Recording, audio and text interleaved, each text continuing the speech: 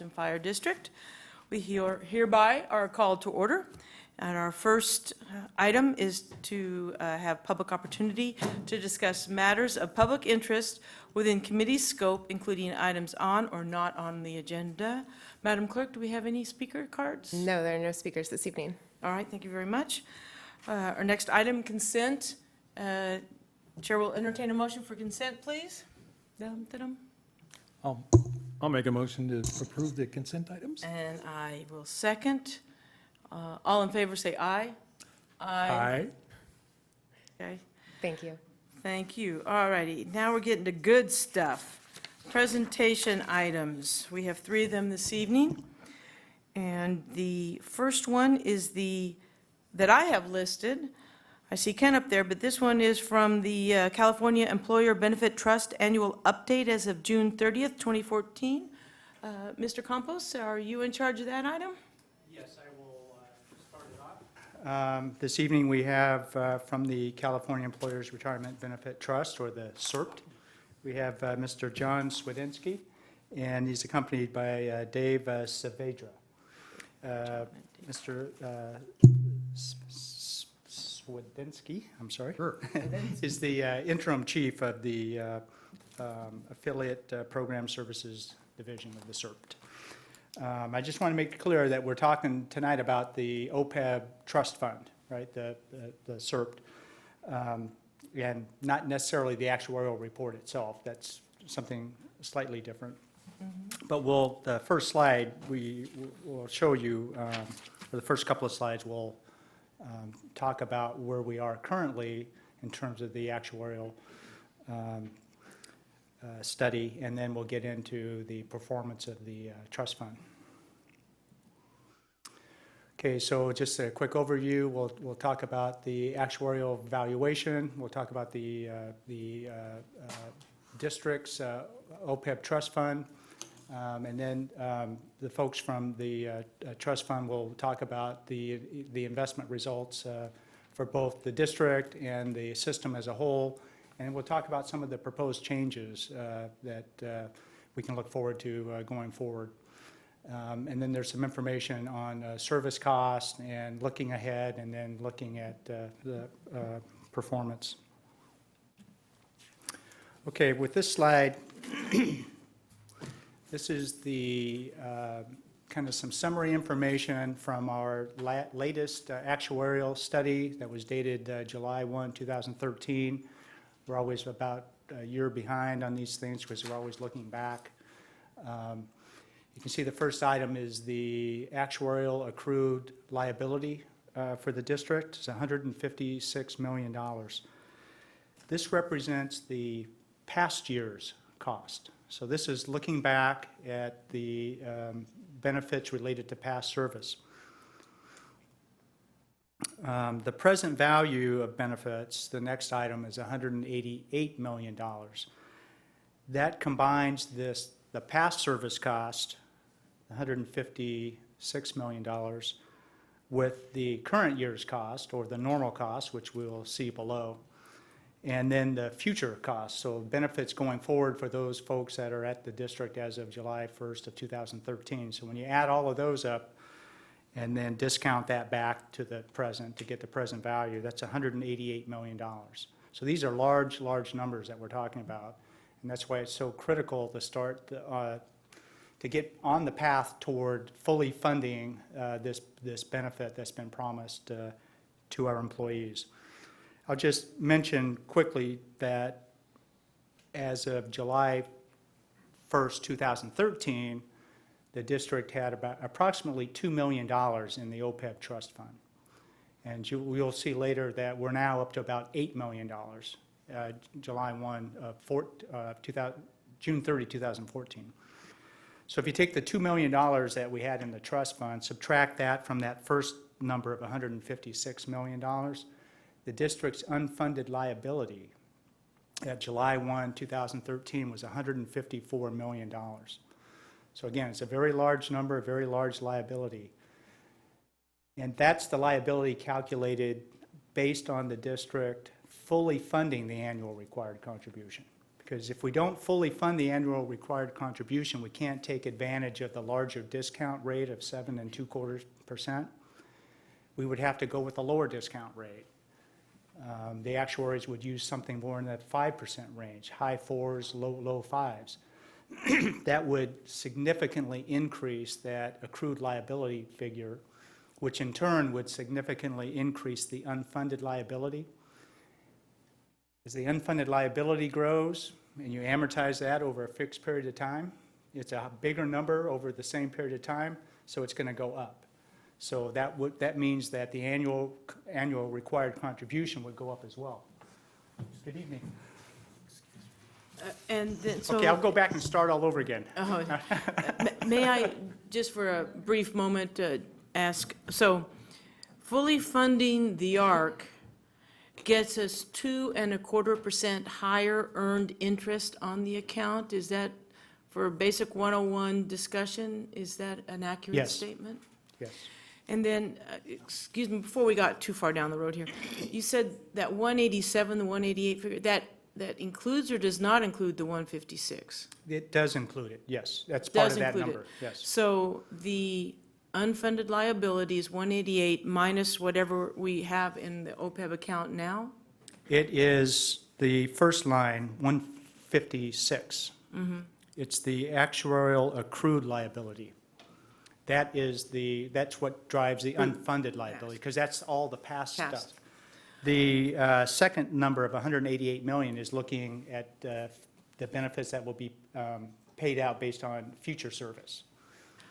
Okay. It's a little confusing, Well, but actually, it's not. I'm just not sure. I just want to make sure I get everything tallied in my head in the Right. right column.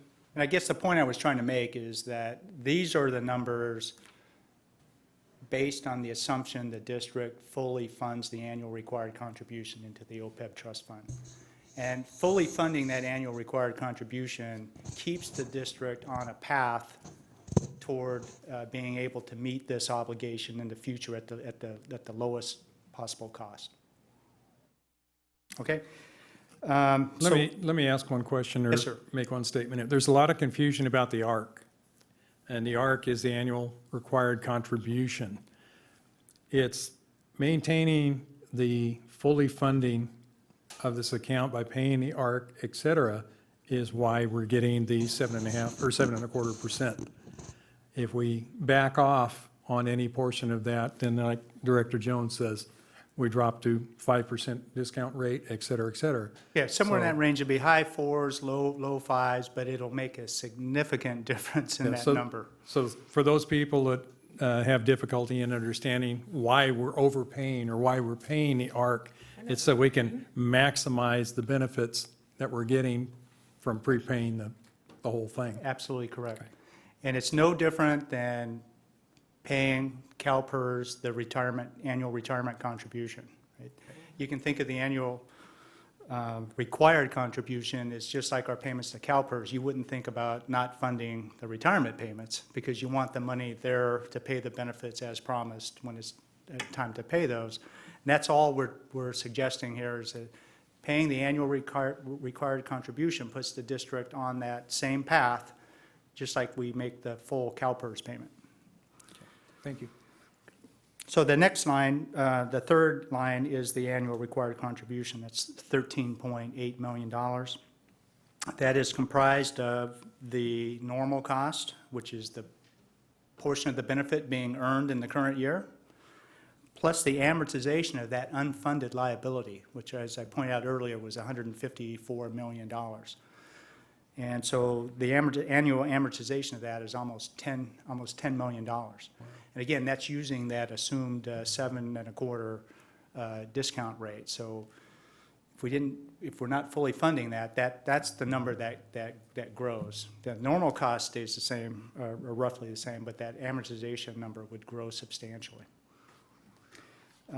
For comparison, included in that $13.8 million is the line that says pay-as-you-go.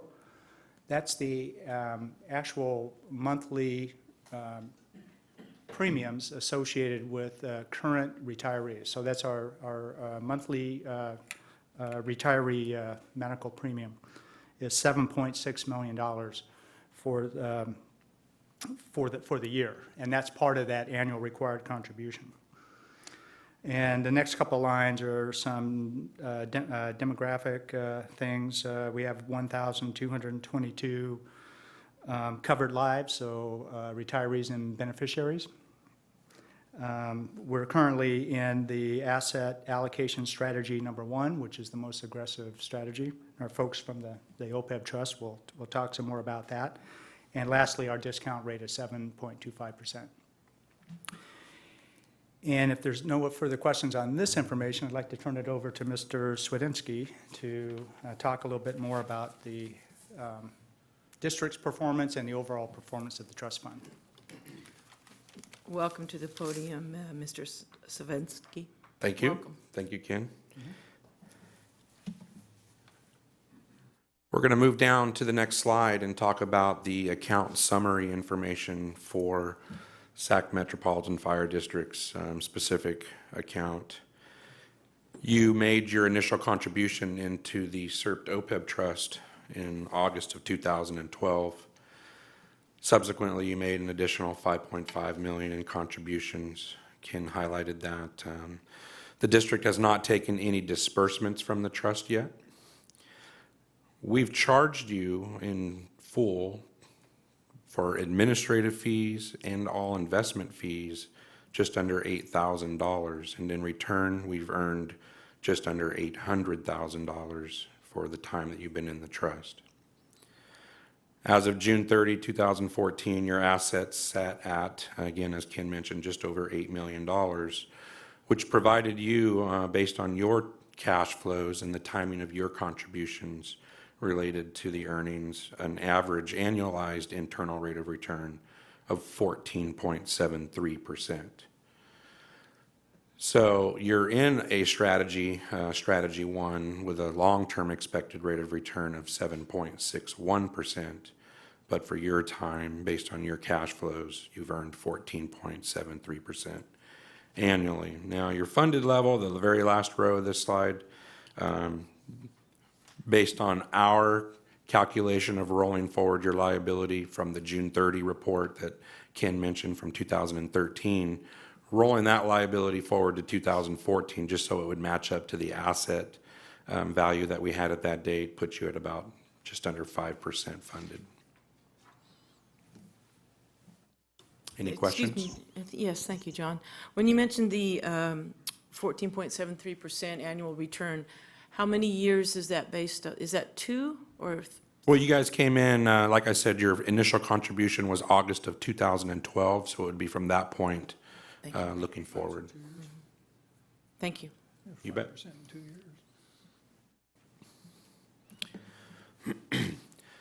So those were specific results related to Sac Metro Fire. This slide represents the time-weighted results for the trust as a whole. We do have 3 strategies. They're shown here on this slide for the period ending June 30, 2014.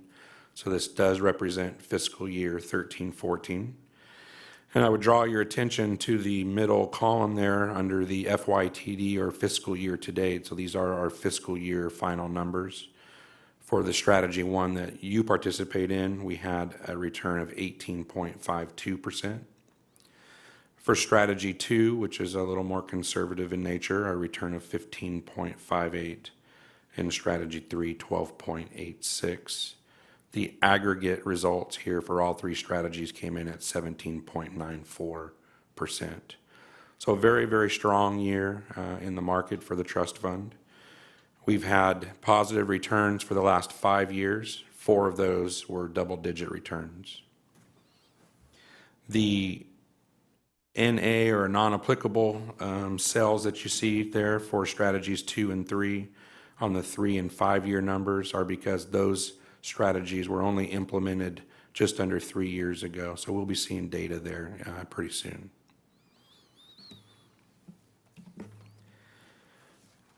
We do have the 3 strategies, as we just highlighted on the performance, available to all of our employers.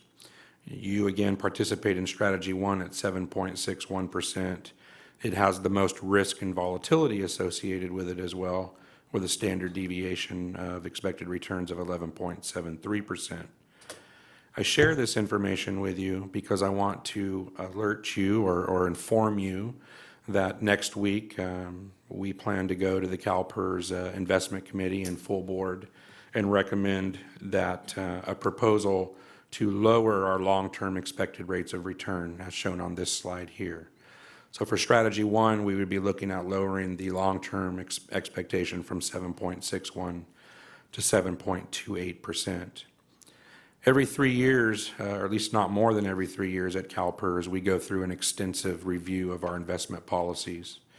And we take a look at the history of the asset classes that we invest in, as well as project forward using analysis from both our investment office and our actuarial office.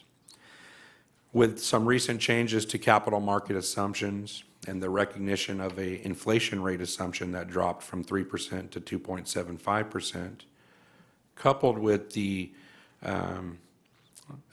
CalPERS Board of Administration's desire not to increase risk and volatility for our portfolios, we had to take a look at our long-term expected rates of return. To keep them in the position that we're currently located would mean an increase in volatility of, say, around 200 points on average.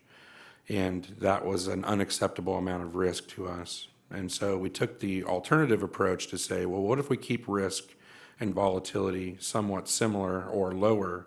Where will we come out? And these are the numbers that we ended up at. And so this would be the proposal moving forward.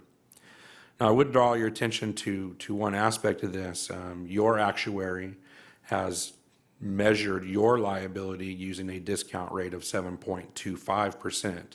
So she had already taken a level of conservatism and built that into the valuation of your liability. If we do propose and move, or when we do propose, if this is approved by the board and we're at 7.28%, you're already in line with that figure at 7.25%. And it would remain to be seen how your actuary wants to handle that moving forward. But it wouldn't, at least on the surface at this point, wouldn't impact your liability based on that reduction.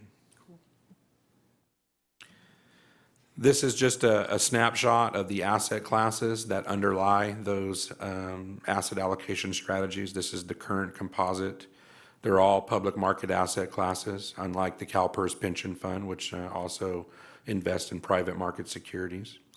And then the proposed makeup of the asset classes. And you can see there's been a little bit of change, but the same approach holds true, that if we want to get more conservative between strategy 1 to 2 to 3, then we increased our holdings in fixed income or bonds, and we decrease our holdings in global equities or stocks. And so they share the same 5 classes, and the difference is the weighting proportion there between each asset class. The cost to participate in our program when you joined was around 15 basis points. It is now being charged at an annual rate of 13 basis points of your assets under management. So that's 13/100ths of 1%. We don't profit from our services. We're a government agency, and there is no profit built in.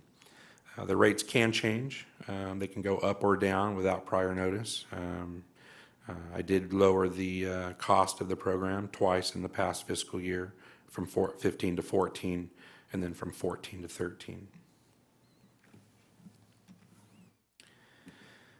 We'd just like to mention that this is a Section 115 trust under the Internal Revenue Codes designed for employers.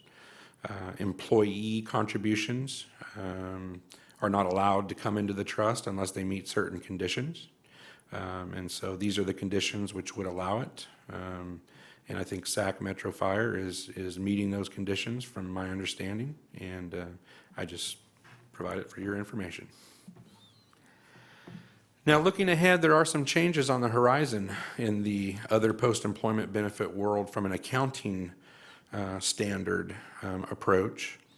The Actuarial Standards Board recently changed what we call the Actuarial Standards of Practice number 6, ASOP 6. The CalPERS Health Plan, PIMCA, has historically been considered a community-rated plan.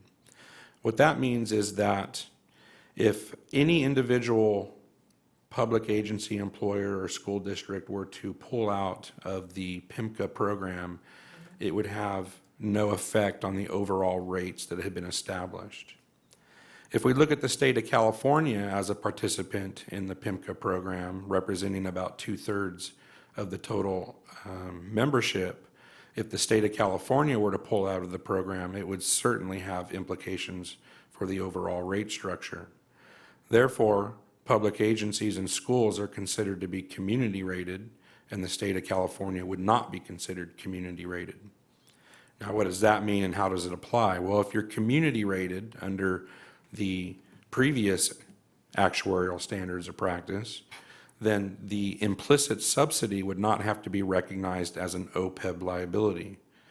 Now, what the implicit subsidy is, if you can kind of follow along here, we look at, for instance, in the PIMCA program, the premium payments, the cost of the benefit is the same whether it's for an active or a retiree. And hypothetically, if that cost was $500 for the retiree and $500 for the active employee, in reality, though, it costs more to provide health benefits for an older person than it does a younger person. Therefore, the younger population is actually subsidizing some portion of the older person's benefit. That implied subsidy, that subsidized amount, has not historically had to be recognized because of the community rating. That has changed. And so that portion of the subsidy will now move over into the OPEB side and will impact the OPEB liability by increasing it. Okay. Any questions about that? Okay. Still settling in. We might have some questions in a few minutes. Thank you. Sure. In conjunction with that, the Governmental Accounting Standards Board, as you, I think, well know, last year issued GASB 67 and 68, which changed pension accounting standards. And once released, they moved their attention to OPEB accounting standards, other post-employment benefits. They have been looking at that for the past year, and recently they issued an exposure draft in June. We've been fortunate to have one of our staff members be a part of the OPEB task force. So we've been able to have a nice view of those deliberations. And we will be presenting tomorrow to a GASB panel in San Francisco, so we're in tune with what's going on. We expect that the final release of that will occur next June in 2015 and will most likely impact financial statements in fiscal year 17-18. So there's a few years before they kick in, but they will be substantial changes, the most noteworthy of which would be the recognition of the net OPEB liability on the balance sheet. Currently, what you recognize on the balance sheet is the difference between your ARC, which was about that $13 million number, and how much of the ARC you don't retire in the given fiscal year. So if you fully fund your ARC through benefit payments, pay-go, and through contributions to an irrevocable trust, then you would report $0 on your balance sheet as a liability for that year. Under the new accounting standards, you will be looking at the $156 million number, the total accrued liability, minus your total assets, which currently sit at about $8 million, which means you're looking at $148 million being applied to your balance sheet. So a substantial change to the recognition of the liability. Currently, that big number gets footnoted, and it's something that I would recommend is discussed with your independent actuary as well as your auditors. There are other components to the accounting standards, but I wanted to highlight the one that kind of sticks out the most.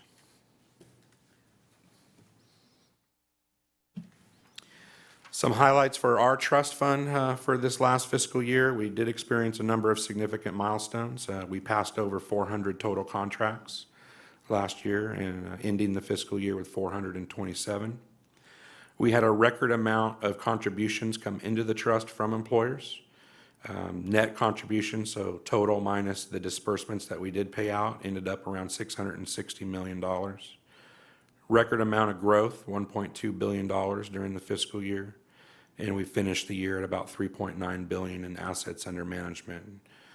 Since then, we've of course crossed over the $4 billion mark. I already mentioned the aggregate investment results for the three strategies at 17.94%. And through all that, we decreased cost by 2 basis points. As of today, we sit here with 432 employers, 27 of which are fire districts.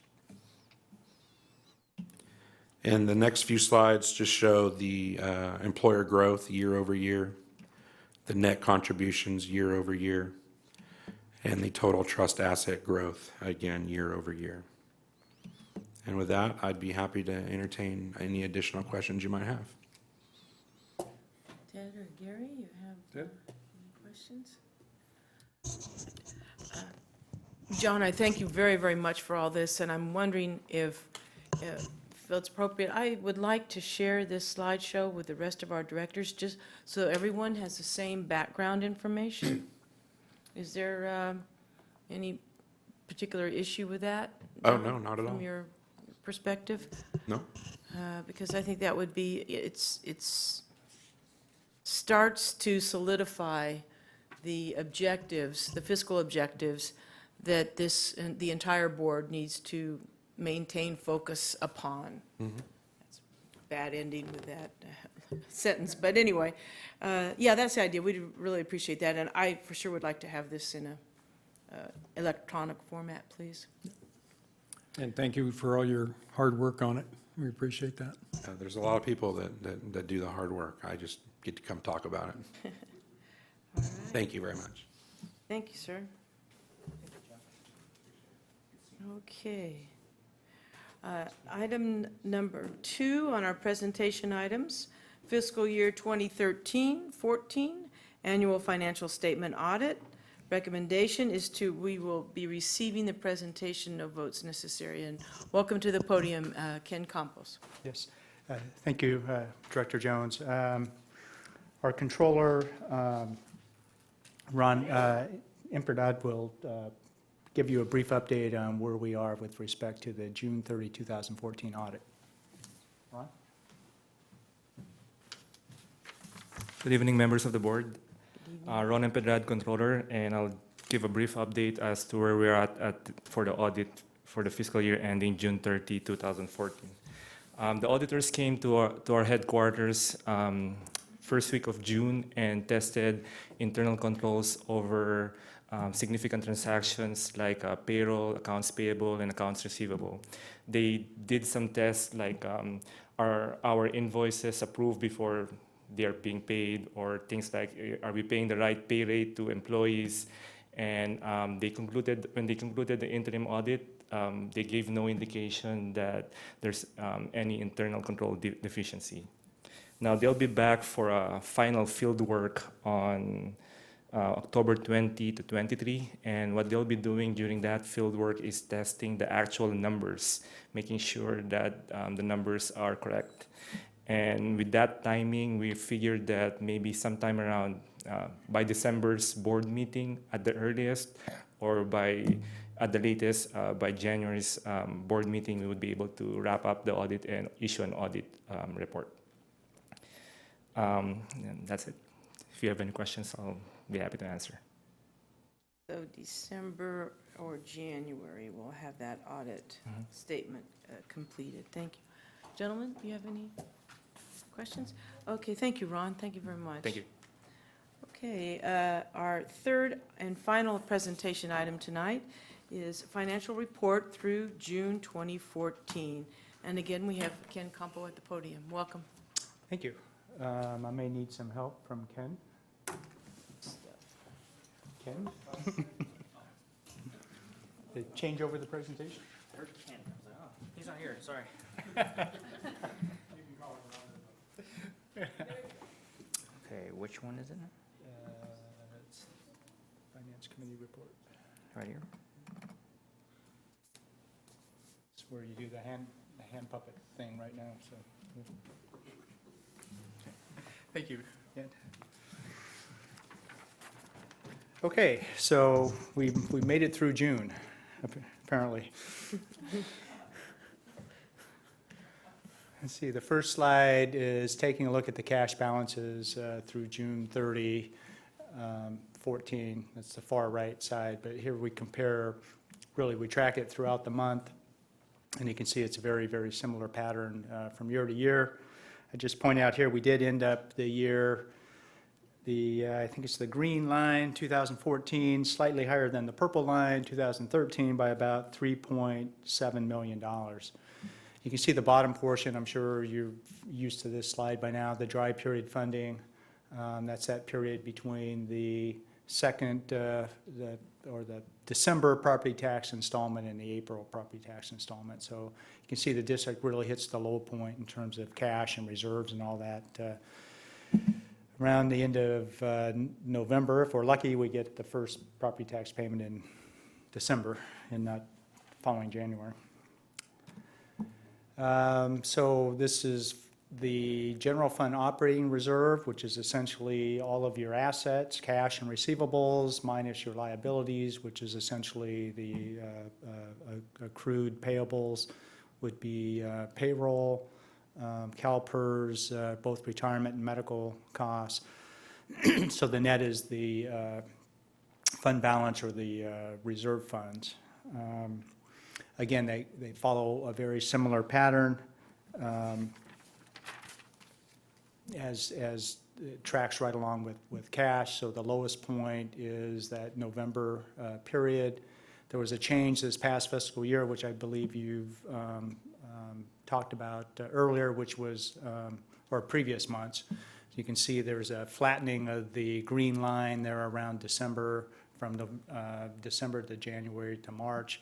That's when I believe, Ron, there was a change in the policy to accrue property tax revenue, so it changed the game a little bit.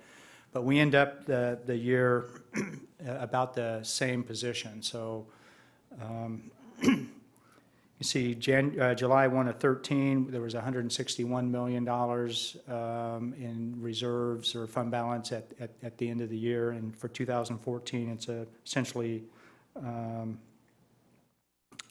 essentially the same.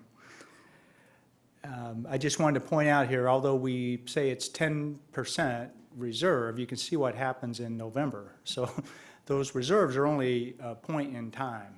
And the district, fortunately,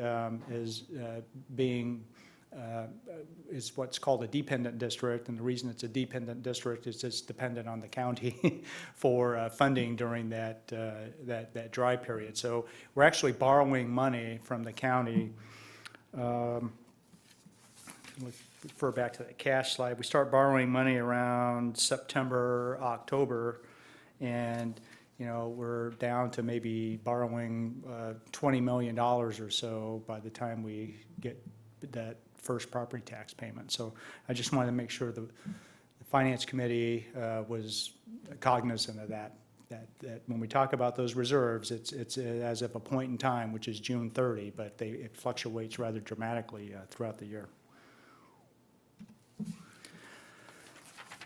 Okay, I'm going to take a quick look at the operating revenues in the general fund. So medic cost recovery or ambulance transport revenues, $31.8 million for the year. That's up $7.6 million or 31.5% over the previous year.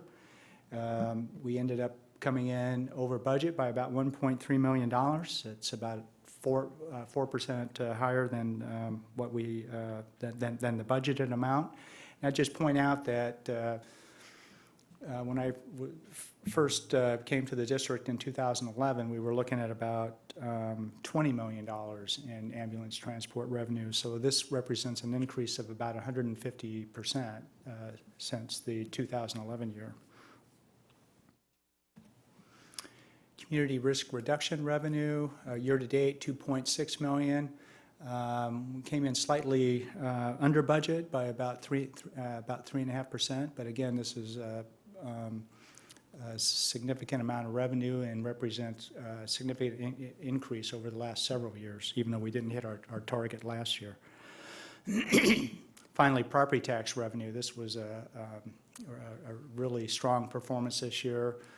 $112 million, 7.7 million increase over the previous year, about 7.3%, and about 300,000 more than the adjusted number at mid-year. So all told, revenue was up about $13 million for a total of $162 million. It's about an 8.5% increase over the previous year. I'm just going to point out that the GEMT revenue and the property tax revenue are the two significant components. GEMT is a fairly new revenue source, so we're still trying to get that down where we can be a little more accurate on our projections there.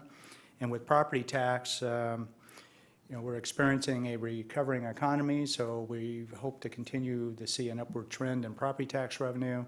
The only real variable left there, I think, at this point is the Prop 8 recapture and how much the assessor is going to bring back of that value. And we talked at length about that during the benefit assessment process. And the other component is the commercial property refunds, prior year refunds. I believe the assessor is still working through a backlog of those refunds, which could impact the current year property tax revenue, depending on the extent to which those reductions are granted by the county assessor. And this is clearly an area where we don't want to overproject. We don't want to base our spending decisions on an overly inflated budget number and then not hit that target. So it's good to be a little low on your estimate here on the ongoing operating revenue. Excuse me, Ken, I just wanted to clarify something in that first column under medic cost recovery. I wanted to make sure that our one-time payments that we've received in arrears from things like potential GEMT and so on, that is not included in this slide? I'll have to defer to our controller. No, it is not. This is the ongoing. Ongoing. Okay, thank you very much. This is the ongoing revenue. Thank you.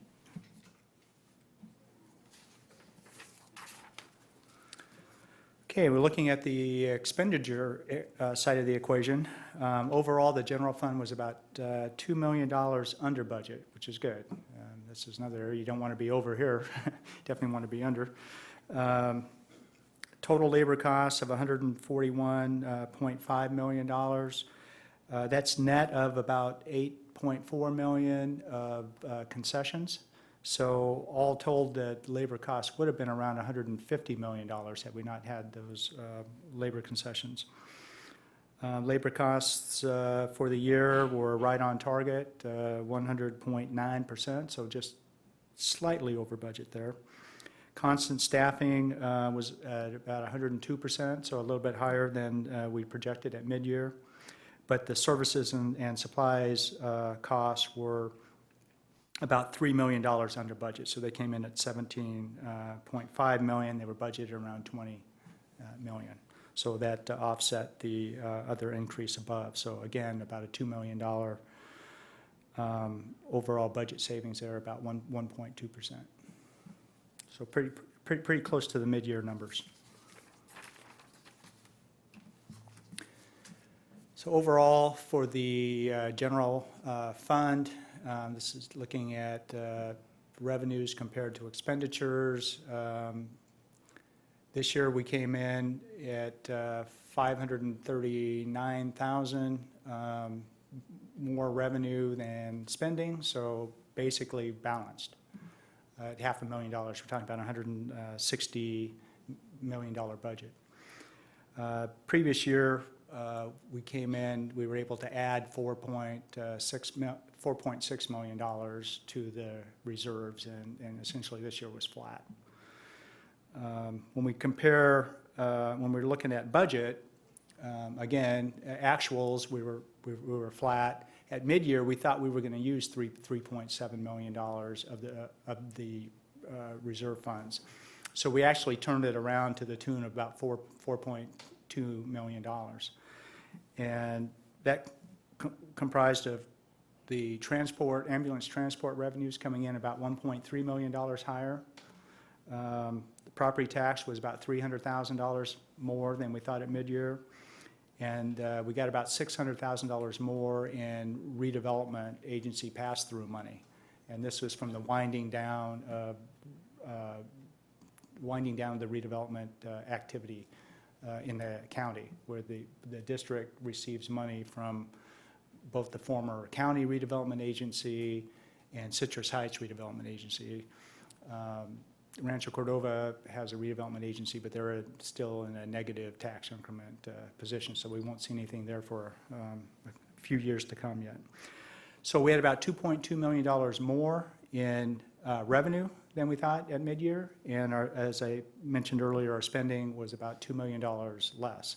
So the combination of $4.2 million, we were able to turn around that projected deficit, 3.7, and basically come out even for the year. So I think the staff should be commended for making the adjustments and fine-tuning things and getting that balanced out for the year. Lastly, just a quick look at the Capital Facilities Fund. We'll be talking much more about these in the months to come as we're wrapping up our capital facilities fee study, and we'll be bringing that before the board and the development community. But year to date, we've collected about $1.1 million.